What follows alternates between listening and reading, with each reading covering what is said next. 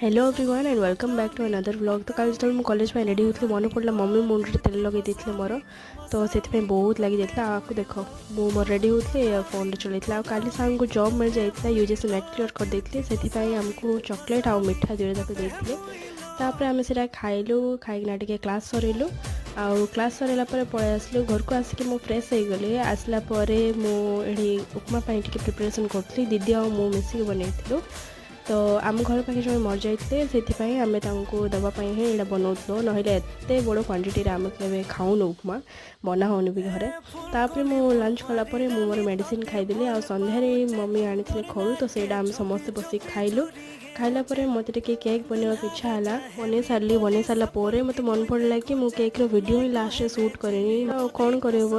दीदी और मुझे मिसिकी गोटे यूट्यूब वीडियो शूट करार तो सहीटा ही आम स्केच बनाऊँ रामंकर and thank you for watching.